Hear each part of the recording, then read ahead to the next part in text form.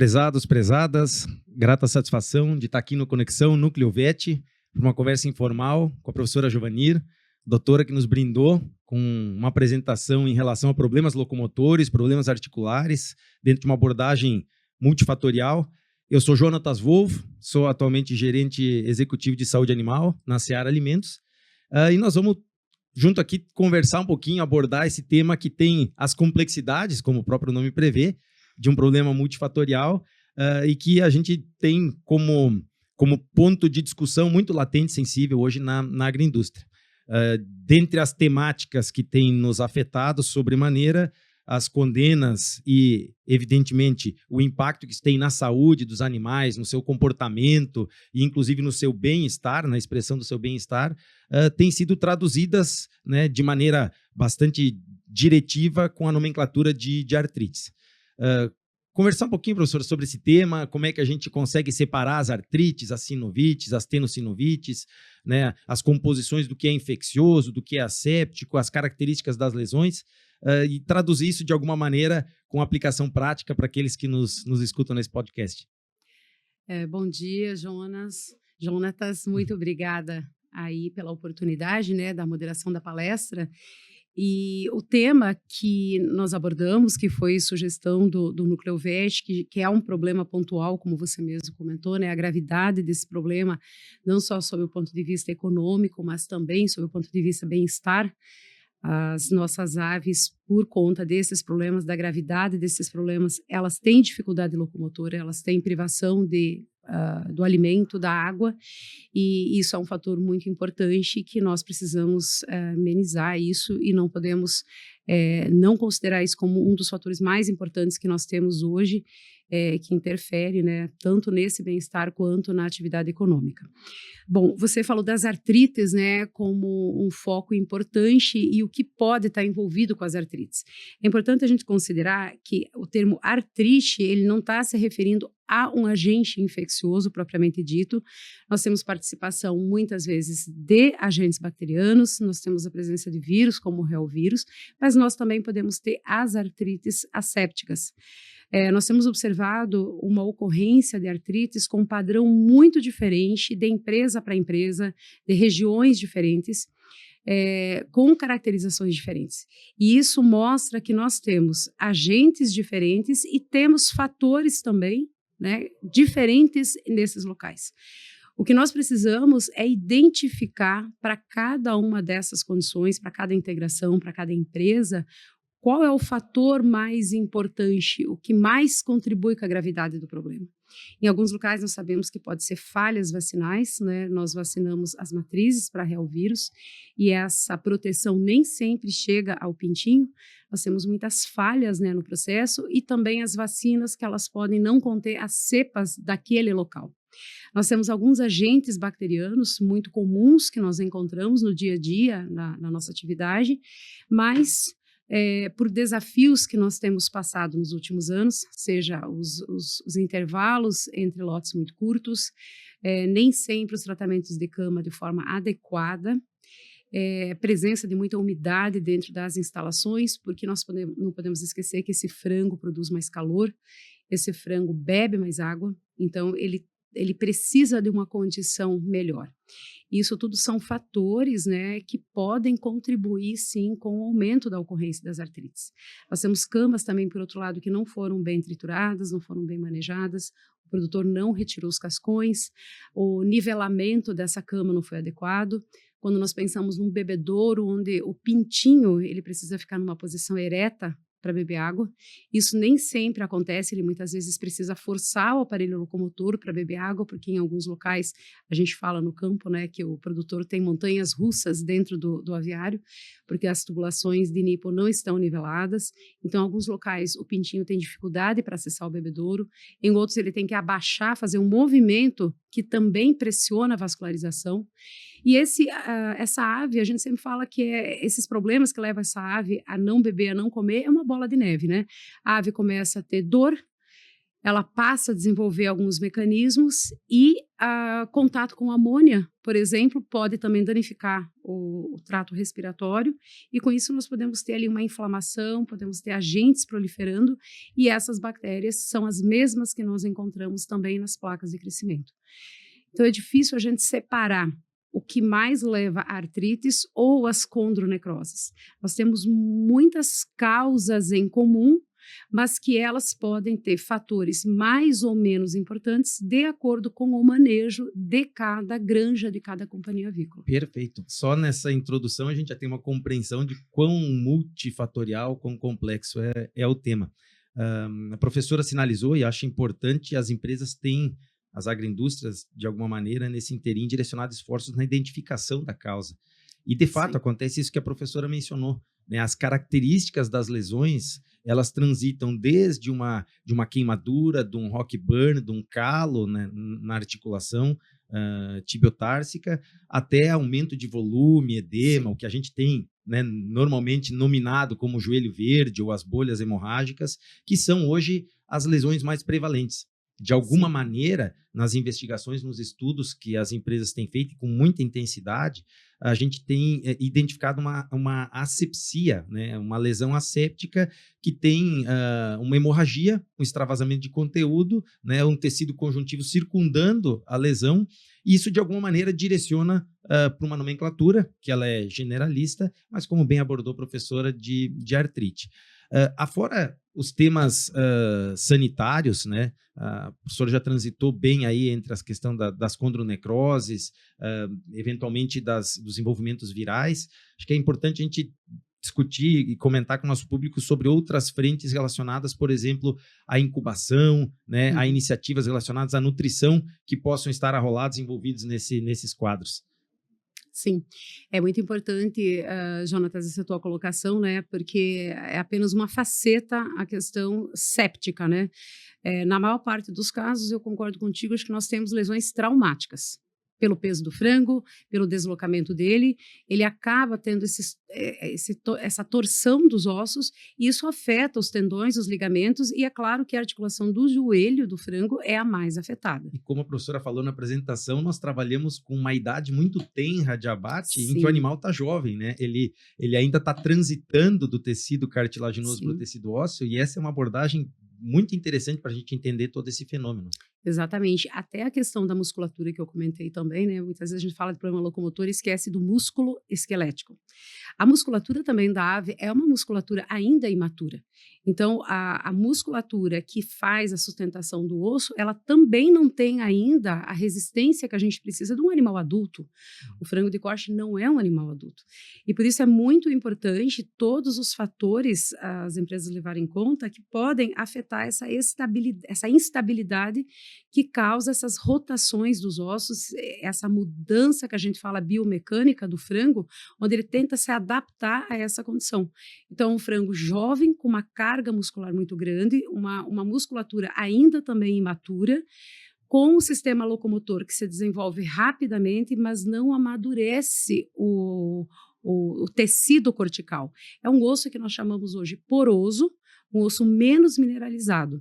Então, todas essas condições afetam diretamente esses pontos principais, que é a articulação da tíbia com o fêmur e a articulação do fêmur com o acetábulo. É interessante, né, professora, que esse conceito fisiopatológico, ele foi utilizado, inclusive, para explicar as miopatias, né? O crescimento do músculo muito rápido, uma necessidade de levar a fluxo sanguíneo com os nutrientes para o crescimento da musculatura, a incapacidade de fazê-lo com o tecido circulatório e o tecido conjuntivo tentando manter a estrutura, né, a robustez do tecido muscular do peito, e aí a ponto de ter alterações macroscópicas. De alguma maneira, a gente vai entendendo que outros fenômenos também acabam afetando e explicando.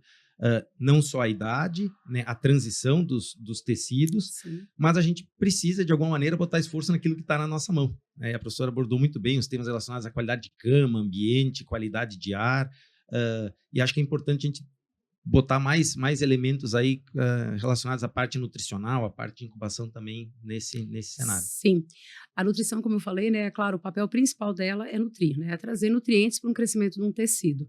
Mas nós não podemos esquecer, eu sempre falo isso para os meus alunos, né, a mucosa intestinal, ela tem duas funções importantes que a gente destaca, além de outras, mas duas funções muito importantes, que é a proteção e a absorção de nutrientes. Quando um organismo está em defesa, ou seja, quando ele tem que se defender por alguma coisa, é claro que ele vai lançar mão de priorizar a defesa e não a nutrição. Então, quando nós falamos de programas nutricionais, os programas nutricionais, eles também têm que visar a manutenção da mucosa intestinal, visar um equilíbrio da microbiota, para que a gente não tenha um desafio nessa mucosa e essa mucosa parar de fazer o papel principal que nós queremos, que é a digestão e absorção, e passar a se defender. Sempre que a mucosa vai se defender, ela vai deixar de absorver nutrientes e vai produzir células inflamatórias. Então, a ativação do sistema imune é um problema que gera aquele efeito bola de neve que nós falamos. Porque quando libera citocinas dessa mucosa inflamada, nós temos aí um início de um problema infeccioso, a chegada de células e uma reabsorção óssea. Por outro lado, nós temos hoje no mercado aditivos excelentes com capacidade de trabalhar na saúde da mucosa intestinal. Entretanto, os desafios que nós submetemos às aves, muitas vezes, por exemplo, programas de coccidiose não bem executados, as camas úmidas talvez seja o fator mais importante que interfere na eficácia dos programas de controle de coccidiose. Exatamente. Acaba levando a uma piora dessa mucosa intestinal, acaba levando a um desequilíbrio da microbiota. Então, a nutrição em si, da forma que ela é feita, nós temos hoje uma nutrição que nós trabalhamos de uma forma muito acertada entre as exigências da ave e o que nós dispomos na ração. Entretanto, é um desafio muito grande ter uma mucosa saudável para que esses nutrientes chegam até o organismo, né? Porque, como você destacou bem, Jonatas, nós não temos um tecido ósseo sendo afetado, nós também temos um tecido muscular, nós temos um sistema imune que pode estar imunossuprimido, nós temos um coração que tem que ter tamanho, que tem que também mandar nutrientes, tem que ter uma qualidade de ar para também um trabalho pulmonar adequado, de troca, né, de gases. Nós temos que ter uma pele íntegra para suportar esses desafios de cama. Quando a gente observa um animal com problema locomotor, não é apenas esse problema locomotor, né? Nós temos que olhar o sistema todo, né, que está sendo afetado. E a mucosa intestinal, eu sempre falo para os meus alunos, né, para nós nutricionistas, nós muitas vezes nos preocupamos muito com as fórmulas de ração, com a qualidade dos ingredientes, que é óbvio, é extremamente importante, mas nós precisamos ter uma mucosa íntegra. Então, até os promotores de saúde intestinal que nós temos no mercado hoje, eles têm dificuldade de atuar sobre essa mucosa, quando a gente fala da retirada dos promotores de crescimento, porque nós não eliminamos os desafios antes do bico. É muito importante que a ave tenha menos desafios antes do bico, porque se esses desafios chegarem até a mucosa intestinal, ela vai parar de fazer sua função, que é nutrir o animal. Então, é extremamente importante a gente também avaliar de forma holística todos esses problemas, né? Exatamente.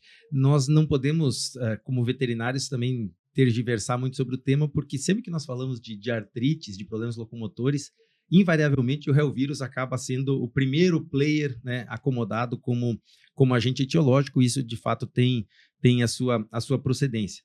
A gente sabe das dificuldades de estabelecer, baseado em regulação, produção de vacinas autógenas, atender à variabilidade antigênica que tem o agente, né, com os seus inúmeros clusters de variabilidade. Em relação a esse tema, professora, quantas ou que evoluções nós precisamos fazer para garantir eficácia de programa vacinal, resposta adequada, sem perder de vista essa composição holística, né, de olhar o todo e os fatores correlatos? Eu acho que assim, a gente tem muito claro hoje na avicultura, né, os avanços em tecnologia, avanços em processos, avanços em produtos, e nós não avançamos no treinamento de pessoas. Nós colocamos uma vacina cara, uma vacina que ela vai ser eficiente, ela vai atuar no pintinho, e nós colocamos muitas vezes na mão de pessoas que não são treinadas. Eu acho que a gente ainda tem esse obstáculo grande também para enfrentar, além das questões inerentes à própria criação dos animais, nós temos pessoas por trás. E eu acredito que um dos esforços também que as empresas têm que fazer para melhorar essa condição do bem-estar das aves e ter menos perdas é o treinamento de pessoas. Quando nós falamos de vacina, a vacina ela tem que, primeiro, ser um agente que eu sei que eu tenho primeiro a ocorrência, né, que é um desafio, porque nem sempre isso é um desafio, nem sempre, como você mesmo falou, né, a gente associa muito claramente a tenossinovite ao reovírus, pode ser sim, em alguns casos. Então, primeiro tem que comprar a vacina adequada, por todas essas dificuldades, né, que você mesmo comentou, regulatórias, e nós temos que colocar na mão de quem sabe o que está fazendo, né? Eu acho que esse é um problema muito sério. No campo também, né? Nós sempre falamos que a gente investe milhões em tecnologias, né? Os aviários cada vez mais modernos e a gente acaba dando essa Ferrari, muitas vezes, para um condutor sem a carteira de motorista, sem a habilitação para conduzir isso. Então, assim, uma das frentes também que eu acabei até nem abordando, né, pelo curto tempo que a gente tem para falar de problemas multifatoriais, eu acho que também uma questão muito sensível da nossa área é o treinamento de pessoas, né, desde lá do matrizeiro, incubatório, destaquei também durante a apresentação alguns manejos que nós temos dentro do incubatório e talvez esses manejos a gente não tenha dado a importância que precisa dar. As nossas esteiras, a velocidade com que esse pintinho passa pelas esteiras, a máquina contadora, o próprio transporte, né, até que ponto que o motorista tem esse comprometimento, né, com o transporte do pintinho. A gente está transportando no primeiro dia um animal que tem um modelo cartilaginoso extremamente sensível e que chega no campo e vai ter uma deposição de peso de 4 a 5 vezes o seu peso. Então, é um momento muito importante para o pintinho, a hora que ele chega no aviário. Ele já pode chegar nesse aviário já com microfissuras na placa. Eu também destaquei o trabalho que nós temos feito lá na universidade, estou conduzindo um projeto de mestrado de um aluno, onde nós observamos, sim, comprometimento da organização da placa de crescimento desses ossos de pintinhos quando eles são transportados. Então, são vários pontos importantes que a gente não pode perder de vista, né? Essa questão de ter um processo inflamatório, como você mesmo diz, acaba sempre caindo muito como uma questão de envolvimento de agentes. Então, nós temos que, sim, procurar os agentes, mas nós não podemos perder de vista esses pontos importantes, né? Do manejo, da ambiência e, principalmente, das pessoas envolvidas no processo. Eu tenho recebido alguns ossos no laboratório, técnicos de campo, como eu até comentei na palestra, que quando eles fazem a avaliação óssea, que faz o corte longitudinal das epífises dos ossos, da cabeça de fêmur e tíbia, e eles descrevem a necrose como medula, né? Então, nós temos já uma dificuldade de reconhecimento das lesões no campo. Quanto mais a gente ainda fala desse assunto de treinamento de pessoas, nós vamos observando o quanto nós estamos falhando em sermos assertivos em identificar o problema. Eu acho que o maior problema que a gente tem, o iniciador disso tudo, é que a gente não identifica de forma adequada o problema que a gente tem. E os problemas são particulares de cada empresa, né? Então, hoje as ferramentas que nós temos, né, os algoritmos, o aprendizado de máquina, eles têm que fazer parte do dia a dia. Nós temos excelentes médicos veterinários, zootecnistas, agrônomos envolvidos no processo e nós não temos estatísticos e nem matemáticos. Então, nós estamos num tempo já da avicultura onde os dados eles não podem ser matemáticos apenas, né? Eles têm que ser biológicos. E os problemas, ontem nós tivemos uma palestra também com a doutora Mercedes e ela mostrou um gráfico muito interessante, mostrando que os problemas são cíclicos. E a gente aprendeu a lição? Não, porque a gente sabe que esses problemas vão ocorrer, mas a gente não tem esse aprendizado sistematizado. Se ocorrer isso, eu vou observar isso e eu tenho que agir de tal forma. E isso é um conhecimento gerado por máquinas, né? Nós não temos condições de gerar esse conhecimento. Como a professora citou, né? A gente conhece a música, sabe a letra, mas é preciso aprender a cantar, né? O professor deu uma deixa boa para a gente direcionar os encaminhamentos finais aqui, que é falar de gente, né? No final das contas, o tempo inteiro a gente está falando de resultado, de melhorar a performance, de atender outros parâmetros de performance, mas a gente precisa fazer isso através das pessoas. De alguma maneira, tudo se trata de conectar, né? Conectar os pontos, conectar as informações, mas também conectar as pessoas para a solução de problemas, e a gente consegue fazer isso através de treinamento, através de educação continuada, de eventos como esse, e também com ferramentas como o podcast que nós estamos conduzindo aqui. Professora, eu gostaria de fazer alguns comentários finais, encaminhamentos, considerações sobre o tema? Eu agradeço a oportunidade, né, de falar desse assunto. É um assunto extremamente complexo, né?